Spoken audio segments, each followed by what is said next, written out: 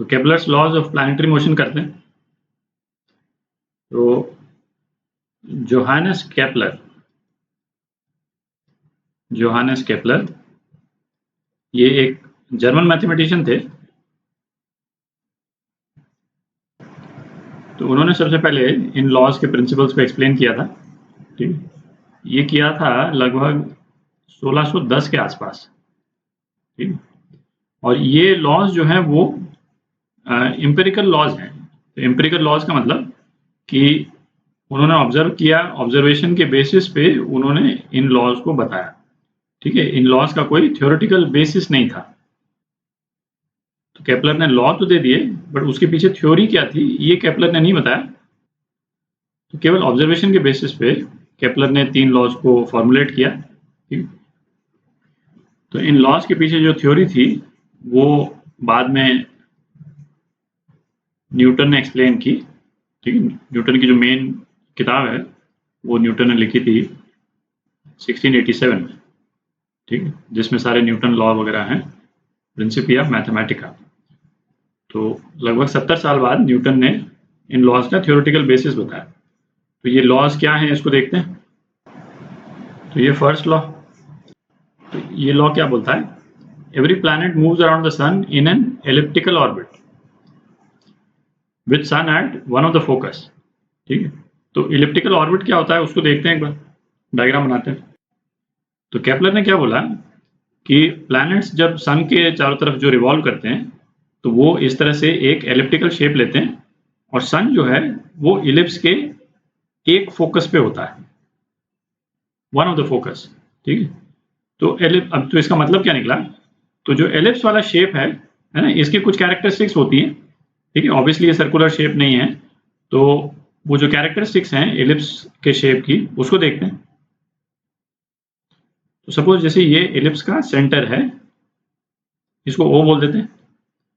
जो ये लॉन्गर वाला पोर्शन है इसको क्या बोलते हैं,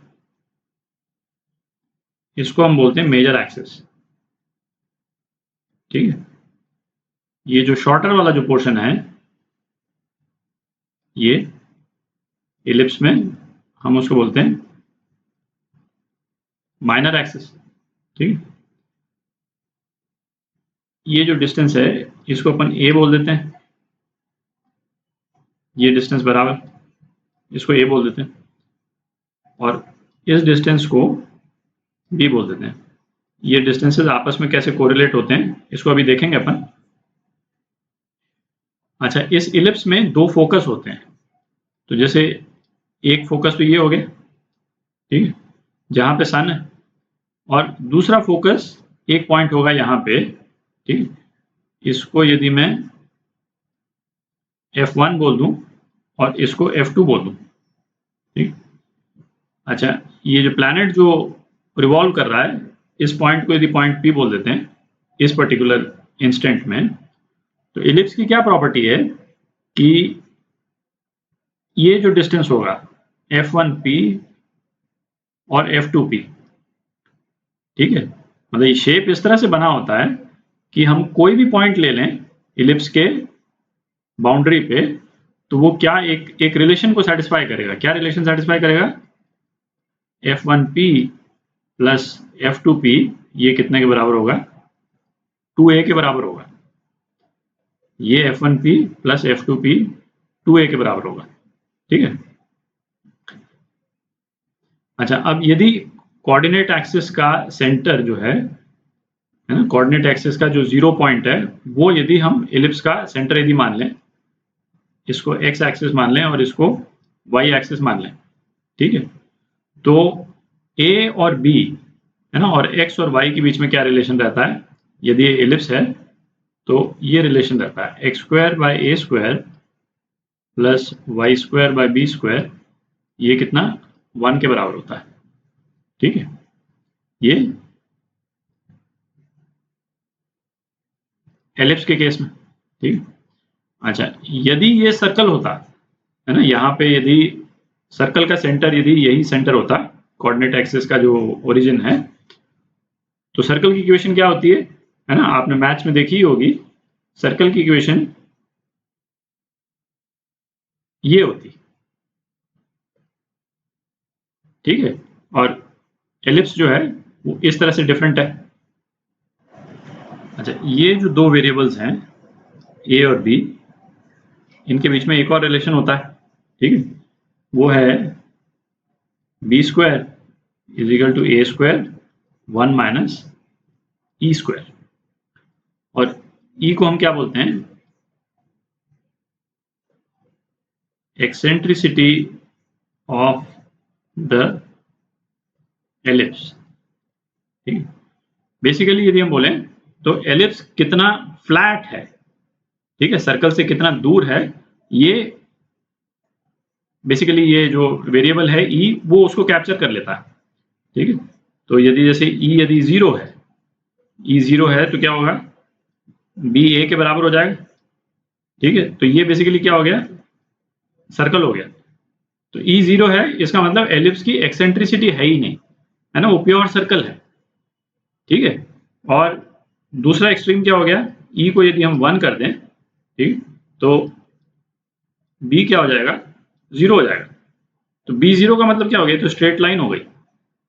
आप देख रहे हैं, बी 0 का मतलब ये तो स्ट्रेट लाइन हो गई, तो ये जो है वो सर्कुलर मोशन रहा ही नहीं, ठीक है। तो ये तो स्ट्रेट लाइन हो गई, ठीक है। तो एलिप्स के लिए ई की जो वैल्यूज होती हैं वो क्या रहेगी, 0 से ज़्यादा, क्योंकि 0 होने पे तो प्योर सर्कल हो जाएगा, और 1 से कम, ठीक है, क्योंकि 1 होने पे तो प्योर स्ट्रेट लाइन हो जाएगा। तो एक्सेंट्रिसिटी की ये वैल्यूज लेता है ई जो है, ठीक है।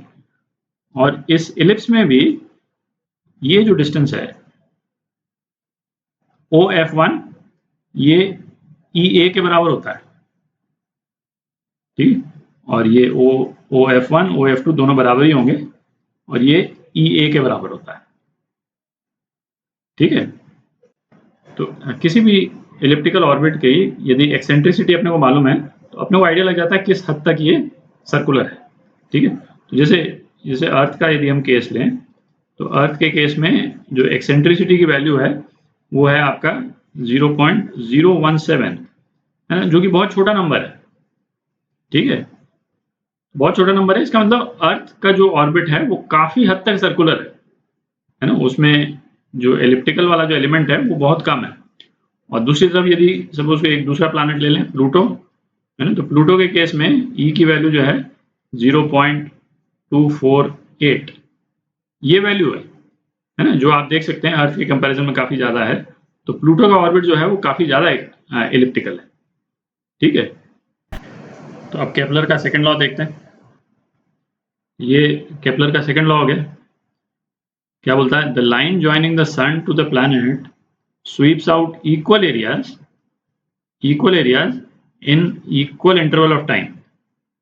क्या मतलब निकला, सपोज कोई टाइम हम डेल्टा टी टाइम ले लें, इस डेल्टा टी टाइम में यदि ये प्लैनेट सपोज इस पॉइंट से इस पॉइंट तक जाता है ना, यहां से यहां गया, तो स्वीप्स आउट इक्वल एरियाज, तो इसने जो एरिया जो स्वीप आउट किया, जिसको हम स्वीप आउट बोल रहे हैं, वो कौन सा एरिया हुआ है, ये एरिया हो गया,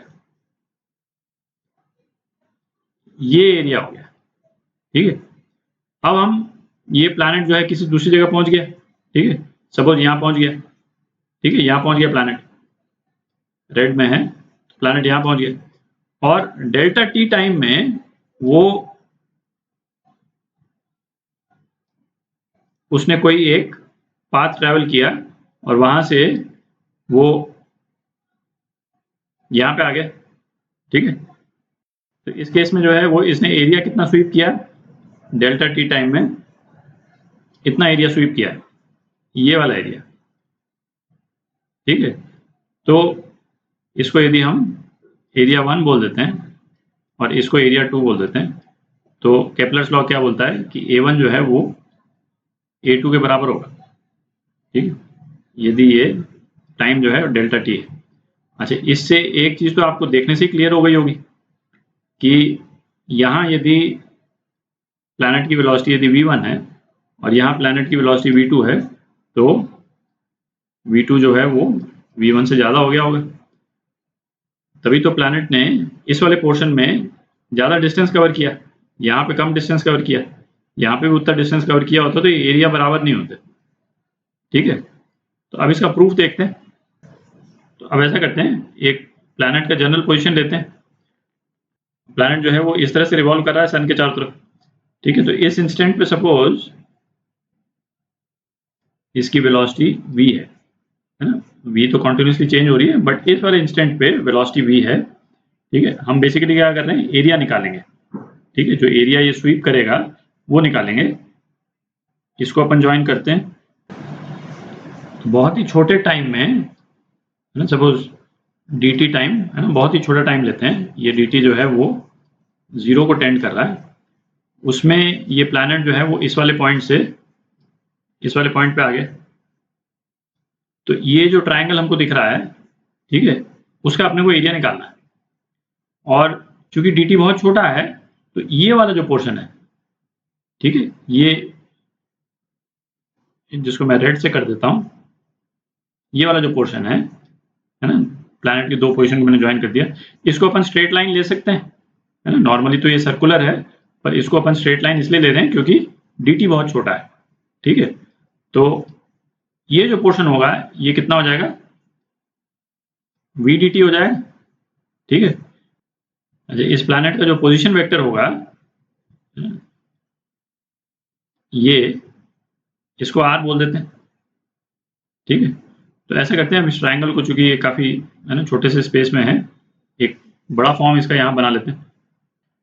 तो इसी ट्रायंगल को अपन ने एनलार्ज फॉर्म में यहाँ बना लिया। ये पोजीशन वेक्टर r है ना। शुरू में प्लैनेट यहाँ पे था, बाद में प्लैनेट यहाँ आ गया, और यहाँ पे अपन ये छोटा सन बना देते हैं। ठीक है, और ये जो डिस्टेंस है ये v dt है ट्रायंगल की ये वाली साइड। अच्छा, इसको यदि हम एक्सटेंड कर दें तो, और इस एंगल को अपन थीटा मान लेते हैं। ठीक है, तो ये एंगल कितना हो जाएगा, ये एंगल हो जाएगा अपना 180 माइनस थीटा। ठीक है, तो ये जो ट्रायंगल है उसका एरिया कितना होगा, area half of base, base जो है वो इस पोजीशन वेक्टर का मैग्नीट्यूड r, ठीक है, इनटू हाइट, इनटू हाइट। ठीक है, और हाइट क्या हो गई, ये हाइट हो गई। ठीक है, और ये हाइट कितनी है, यहां लिख लेते हैं। हाइट जो है वो कितनी है, v dt sine 180 minus theta, दिख रहा है ना, v dt साइन थीटा हो गई बेसिकली। तो ये हो गया v dt साइन थीटा। ठीक, इसको यहां डाल देते हैं, तो ये हो गया half r v dt sign theta. ये एरिया हो गया। ठीक, चूंकि dt टाइम में ये प्लैनेट जो है इस एरिया को कवर कर रहा है, इसको dA बोल देते हैं। ठीक है, अच्छा, अपन ने एक चीज तो देखी, इसमें वेलोसिटी तो कंजर्व नहीं हो रही है। ठीक है, प्लैनेट जैसे मूव कर रहा है इसकी वेलोसिटी वेरी कर रही है, यहाँ पे वेलोसिटी कम है, यहाँ वेलोसिटी ज्यादा है। तो प्लैनेट के मूवमेंट का एक जो वेरिएबल है वो कांस्टेंट रहता है। वो कौन सा हुआ, वो एंगुलर मोमेंटम जो है वो कांस्टेंट रहता है। एंगुलर मोमेंटम क्यों कांस्टेंट रहता है, क्योंकि इस प्लैनेट पे कोई टॉर्क नहीं लग रहा है। टॉर्क क्या होता था, अपन ने रोटेशनल डायनामिक्स किया था जब, टॉर्क था r क्रॉस f। ठीक है, सपोज यहाँ वाला पॉइंट ले लें, तो इसमें r क्या हो जाएगा, r तो ये हो जाएगा। ठीक, और इस पे फोर्स जो है वो ग्रेविटेशनल फोर्स लग रहा है, वो डायरेक्टली सन के डायरेक्शन में लग रहा है। ये फोर्स लग रहा है ग्रेविटेशनल फोर्स। ठीक है, एफ जी यदि इसको बोल देते है ना, इस केस में एफ जी। तो आर और एफ जी के बीच में एंगल कितना है, 180 डिग्री है। ठीक है, क्योंकि ये एग्जैक्टली अपोजिट डायरेक्शन में है, तो इसको हम क्या लिख सकते हैं, R F sine theta, R F sine 180, जो कि 0 हो गया। और तो इसका मतलब हो गया क्या, टॉर्क 0 है। ठीक, और टॉर्क 0 है का क्या मतलब निकला, टॉर्क क्या होता था, टॉर्क होता था rate of change of angular momentum, ठीक है, और चेंज ऑफ एंगुलर मोमेंटम 0 है, इसका मतलब, तो इसका मतलब क्या हो गया, L इज कांस्टेंट, ठीक है। तो यहाँ पे जैसे प्लैनेट जो है वो मूव कर रहा है, v जो है वो किस डायरेक्शन में है, इसका v जो है वो इस डायरेक्शन में है ना, ये जो अपन ने बनाया, तो इसका एंगुलर मोमेंटम कितना हो जाएगा, L हो गया r क्रॉस p। तो एंगुलर मोमेंटम का मैग्नीट्यूड जो है वो क्या हो गया, r mv sine theta, same theta है ना, क्योंकि v और r जो है, r का डायरेक्शन ये हो गया, ठीक है, r और v के बीच में एंगल जो है यही है, सेम थीटा जो एंगल है। तो ये जो है r mv साइन थीटा जो है ये कांस्टेंट है, ठीक है, और rv साइन थीटा तो अपना यहाँ पे ही आया हुआ है, तो इसको यदि हम थोड़ा रीअरेंज करते हैं तो अपने पास में ये रिजल्ट आ जाएगा, ठीक है। करते हैं उसको, थोड़ी जगह बना लें, ये वाली जो इक्वेशन है इसको रीराइट कर देते हैं, dA is equal to r mv sine theta, ये तो बेसिकली L ही है, ठीक है, इसको तो यूं कहीं लिख दिया अपन ने, और dt बाई 2m, ठीक है, बेसिकली m से ऊपर नीचे मल्टीप्लाई कर दिया और रीअरेंज कर दिया, ठीक, तो dA बाय dt, ठीक है, ये कितना हो जाएगा, इसको L लिख देते हैं, L बाय 2m, ठीक है। तो ये रिलेशन आ गया, तो ये रिलेशन क्या हुआ कि सेम टाइम पीरियड में जो एरिया स्वीप करता है प्लैनेट, है ना, वो सेम रहेगा, क्योंकि ये जो राइट हैंड साइड में जो दोनों टर्म्स हैं ऊपर L और M ये कांस्टेंट है, L कांस्टेंट है ही, यहाँ पे अपन ने देख लिया, और M कांस्टेंट है, ठीक है।